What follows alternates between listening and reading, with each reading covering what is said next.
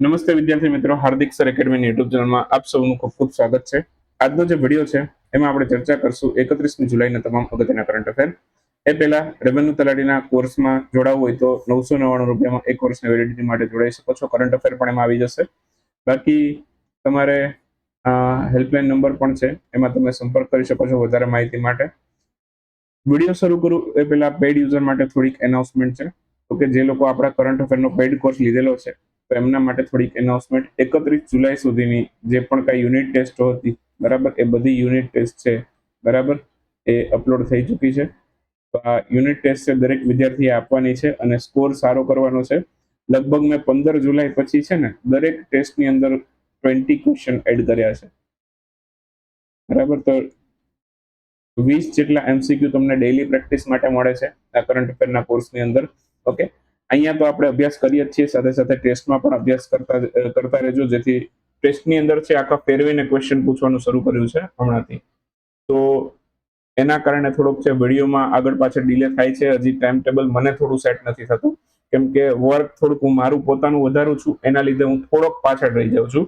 આજે 31મી તારીખનો વિડીયો છે એકદમ હું નાઇટમાં રેકોર્ડ કરું છું. ઓકે, સો તમારા માટે થોડીક મહેનત કરું છું, પણ ધીમે ધીમે ટાઈમ થોડોક એડજસ્ટ થતો જશે, એમ રેગ્યુલર વિડીયો આવતા રહેશે. ઓકે, તો આ કરંટ અફેરની વાત થઈ. 31 જુલાઈ સુધીના બધા થઈ ગયા છે. બાકી વીકલી ટેસ્ટ પણ હોય છે આપણી. વીકલી ટેસ્ટમાં પણ જુલાઈની 1, 2, 3 અને 4 ચારે વીકની ટેસ્ટ આવી ગઈ છે. તો અત્યારે લેટેસ્ટ 4th વીકની ટેસ્ટ આપણે અપલોડ કરી હતી. તો આ 31મી જુલાઈ રાત્રે જ આવી ગઈ છે. તમને બધાને નોટિફિકેશન પણ મળી ગઈ હશે. ઓકે, તો જે લોકોએ પેઇડ કોર્સ લીધો છે એ લોકો ટેસ્ટ પણ આપજો અને તમારો સ્કોર જ્યાં સુધી સારો ન થાય ત્યાં સુધી રીટેસ્ટ પણ આપજો.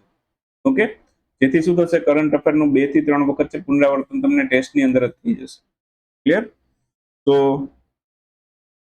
આટલું તમારે કરવાનું છે જે લોકો પેઇડ યુઝર છે એ માટે. ઓકે, બાકી હવે આજનો આપણો વિડીયો શરૂ કરી દઈએ. 31મી જુલાઈના કરંટ અફેર.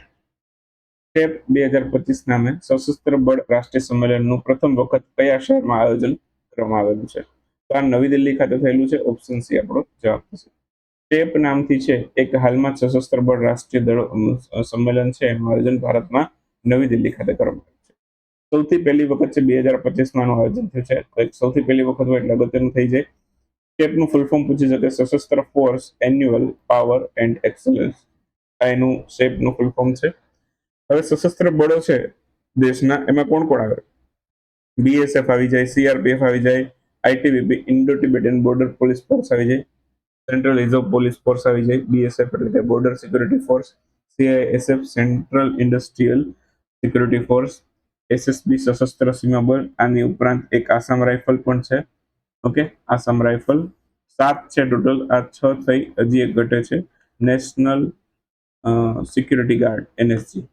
ઓકે, તો આ 7 છે એ આપણી પેરામિલિટરી ફોર્સિસ છે અને આ સાથે સાથના નામ યાદ રાખવાના છે. મેં તમને વિજ્ઞાન ટેકનોલોજીની અંદર છે ડિફેન્સની સંસ્થાઓ છે, એની અંદર આ બધી સંસ્થાઓ વિશે વિગતવાર માહિતી આપેલી છે. તો એ વિજ્ઞાન ટેકનોલોજીના વિષયમાં તલાટીના કોર્સની અંદર છે બધી માહિતી મળશે. ધીમે ધીમે કરતા વિષયવાર જેમ જેમ કમ્પ્લીટ થતા જશે એમ આપણે વિષયવાર પણ છે, બરાબર, આ બધું બાય કરવાનો ઓપ્શન શરૂ કરશું. ક્લિયર? ચાલો, હાલમાં જ આર્મી હોસ્પિટલ રિસર્ચ અને રેફરલ છે એણે આનું આયોજન કર્યું હતું, શેપ 2025. ફીડે મહિલા ચેસ વર્લ્ડ કપનું ટાઇટલ કોણે જીત્યું છે? તો આ હાલમાં જ કોનેરુ હમ્પીને હરાવી દીધું છે. કોણે હરાવ્યું? તો કે દિવ્યા દેશમુખે હરાવીને આનું ટાઇટલ જીત્યું છે. તો ઓપ્શન સી આપણો આન્સર થશે. કોનેરુ હમ્પી ભારતના સૌથી પહેલા એવા મહિલા હતા કે જેમણે ગ્રાન્ડ માસ્ટરનું ટાઇટલ મેળવ્યું. એક વુમન ગ્રાન્ડ માસ્ટર છે, અલગ ટાઇટલ છે. એમાં ચેસનો 2300 પોઈન્ટનો સ્કોર હોય ત્યારે વુમન ગ્રાન્ડ માસ્ટરનું ટાઇટલ મળે. ગ્રાન્ડ માસ્ટરમાં તમારે 2500 પોઈન્ટનો સ્કોર જોવે. ઓકે, તો કોનેરુ હમ્પી સૌથી પહેલા એવા મહિલા છે, બરાબર, કે જે ગ્રાન્ડ માસ્ટરનું ટાઇટલ મેળવેલા છે. આમાં જેન્ટ્સ પણ હોય, લેડીઝ પણ હોય. ઓકે, તો એમની સાથે કમ્પીટ કરી, બરાબર, અને સૌથી પહેલા મહિલા ગ્રાન્ડ માસ્ટરનું ટાઇટલ એ કોનેરુ હમ્પીએ મેળવેલું છે. વુમન ગ્રાન્ડ માસ્ટર છે એમાં બધી મહિલાઓ જ હોય. તો સૌથી પહેલા એવા મહિલા કે જેમણે વુમન ગ્રાન્ડ માસ્ટરનું ટાઇટલ મેળવેલું છે, ઓકે, એમનું નામ શું હતું? S વિજયાલક્ષ્મી.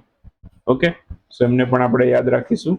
ઓકે, સો હા, યાદ રાખશો. અત્યારે દિવ્યા દેશમુખ વિજેતા બન્યા છે અને એ દિવ્યા દેશમુખની વાત કરું ને તો એ ભારતના 4th ગ્રાન્ડ માસ્ટર છે. ઓકે, એ યાદ રાખજો. થર્ડ હતા એ વૈશાલી રમેશ બાબુ હતા. ઓકે, અને એમના પછી 4th અત્યારે આ છે. સૌથી પહેલા હતા કોનેરુ હમ્પી હતા. ક્લિયર? ચાલો, ફીડે મહિલા ચેસ વર્લ્ડ કપ છે, દિવ્યા દેશમુખે આનું ટાઇટલ જીત્યું છે. આયોજન ક્યાંથી હતું? જોર્જિયામાંથી. તો આપણે ભણી ગયા છીએ. ફાઇનલમાં કોનેરુ હમ્પીને હરાવ્યું. પ્લસ ભારતના કેટલામાં ગ્રાન્ડ માસ્ટર બન્યા? એ 87માં બન્યા છે. ઓકે, અને મહિલા ગ્રાન્ડ માસ્ટર, મહિલાઓની વાત કરીએ તો એમાં ચોથા એવા મહિલા છે કે જે ગ્રાન્ડ માસ્ટર બન્યા છે. સૌથી પહેલા ગ્રાન્ડ માસ્ટર હતા વિશ્વનાથ આનંદ, અને છેલ્લે લેટેસ્ટ બન્યા 88માં એ છે આ દિવ્યા દેશમુખ. ઓકે, બાકી ભારતના સૌથી પહેલા મહિલા જેમણે ગ્રાન્ડ માસ્ટર ટાઇટલ મેળવ્યું એ કોનેરુ હમ્પી હતા, અને ભારતના સૌથી પહેલા મહિલા ગ્રાન્ડ માસ્ટર ટાઇટલ મેળવનાર મહિલા એ છે સુબ્રમન વિજયલક્ષ્મી. એસ વિજયલક્ષ્મી યાદ રાખો તો પણ ચાલશે. વીર પરિવાર સહાયતા યોજનાની શરૂઆત કોના દ્વારા કરવામાં આવી છે? તો નાલસાએ કરી છે. રાષ્ટ્રીય વિધિક સેવા પ્રાધિકરણ કઈ ગુજરાતીમાં એને? તો ઓપ્શન સી જવાબ બનશે. તો હાલમાં જ છે વીર પરિવાર સહાયતા યોજના નાલસા દ્વારા શરૂ કરવામાં આવ્યું છે. ફૂલ ફોર્મ થાય નેશનલ લીગલ સર્વિસ ઓથોરિટી, રાષ્ટ્રીય વિધિક સેવા પ્રાધિકરણ. સ્થાપના આની 1995માં થઈ હતી. હેડક્વાર્ટર નવી દિલ્હીમાં છે. કાર્ય શું? તો કે ન્યાયિક ખર્ચ ભરી શકતા ના હોય એવા નાગરિકો માટે મફત કાયદાકીય સેવા આપવાનું એનું કાર્ય છે. હવે આ યોજના જે શરૂ કરી એનો ઉદ્દેશ શું છે? વીર પરિવાર સહાયતા યોજનાનો રક્ષાકર્મી, પૂર્વ સૈનિક અને અર્ધ સૈનિક બળો છે એના પરિવારજનોને વિધિક અથવા તો કાયદાકીય સહાય આપવાનો એનો હેતુ છે.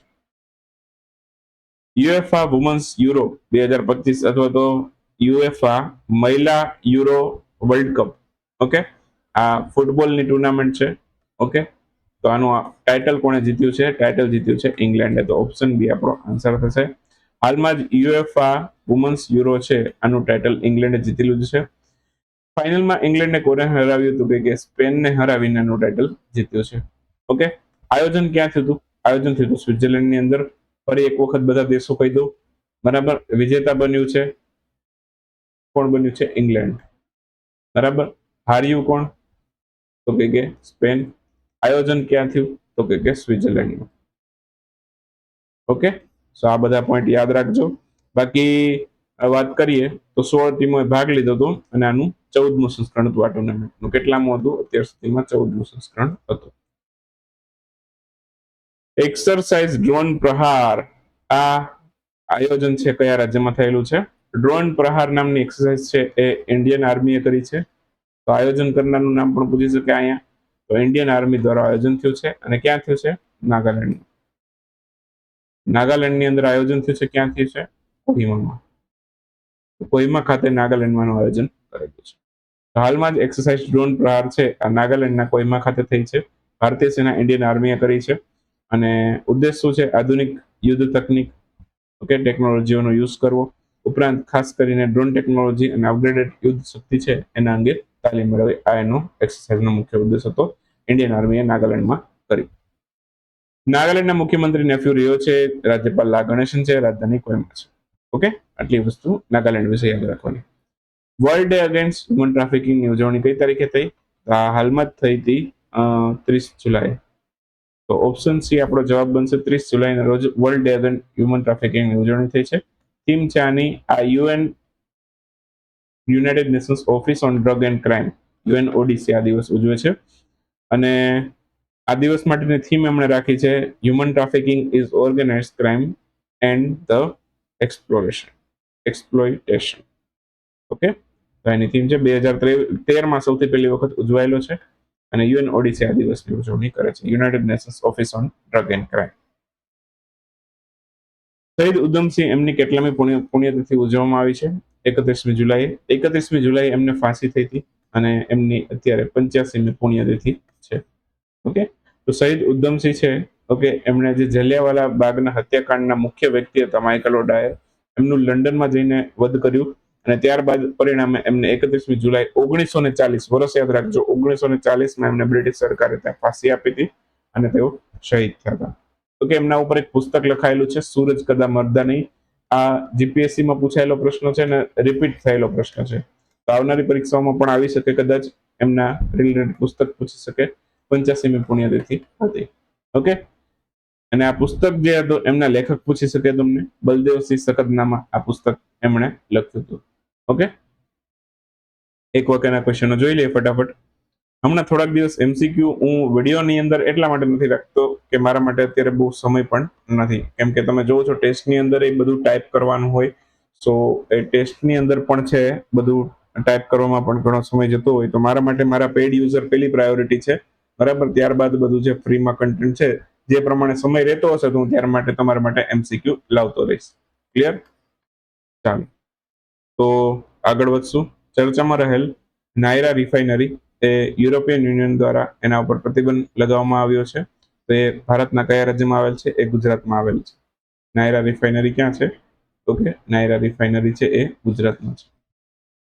હાલમાં જ કુલ કેટલા વ્યક્તિ છે એને સાંસદ રત્ન પુરસ્કાર આપવામાં આવ્યો છે? તો કુલ 17 વ્યક્તિઓને સાંસદ રત્ન પુરસ્કાર મળેલો છે. RBI કેન્દ્રિત નિદેશક મંડળ એમાં નિદેશકો તરીકે કોને નામિત કરવામાં આવ્યું છે? તો અનુરાધા ઠાકુરને નામાંકિત કરવામાં આવ્યું છે. બેલ્જિયમ ગ્રાન્ડ પ્રિક્સ એનું ટાઇટલ કોણે જીત્યું છે? તો ઓસ્કર પિયાસ્ત્રી છે, એમણે આનું ટાઇટલ જીતેલું છે. ટોમ લેહરર એમનું નિધન થઈ ગયું. તે કોણ હતા? આ એક ગાયક હતા, ઇન્ટરનેશનલ લેવલના પ્રસિદ્ધ ગાયક છે, એમનું નિધન હાલમાં થઈ ગયું છે. સંસદ ટીવીના નવા CEO કોણ બન્યું? ઉત્પલ કુમાર સિંહ છે એ નવા CEO બન્યા છે. ચોથી BIMSTEC disaster management exercise, okay, એનું આયોજન કયા દેશમાં થયું? આ ભારતમાં થયું. બિમસ્ટેક દેશોની ડિઝાસ્ટર મેનેજમેન્ટ એક્સરસાઇઝ ભારતમાં થઈ હતી. મોન્સૂન કલ્ચરલ ફેસ્ટિવલ જેનું નામ છે સરલ વિગિયા, આનું આયોજન કયા સ્થળે થયું? આ તમિલનાડુમાં થયું હતું. સરલ વિગિયા નામનો એક મોન્સૂન કલ્ચરલ ફેસ્ટિવલ હતો. લાર્સન ટુબ્રો દ્વારા ભારતનો સૌથી મોટો હાઇડ્રોજન પ્લાન્ટ એ કયા સ્થળે સ્થાપવામાં આવ્યો? એ હરિયાણામાં સ્થાપાયેલો છે. અને જીઓલોજીકલ સર્વે ઓફ ઇન્ડિયાએ કયા રાજ્યમાંથી દુર્લભ ખનિજોનો વિશાળ ભંડાર શોધ્યો છે? તો આ રાજસ્થાનના ભાટીખેડા ખાતેથી શોધ્યો છે જીઓલોજીકલ સર્વે ઓફ ઇન્ડિયાને, GSI. ક્લિયર? તો આ સાથે જ છે અહીંયા આપણો 31મી તારીખનો આ જુલાઈ મહિનો સમાપ્ત કરીએ અને મળીએ એક નવા જ મહિનામાં નવા કરંટ અફેર સાથે ઓગસ્ટ મહિનાથી. ત્યાં સુધી રજા લેશો.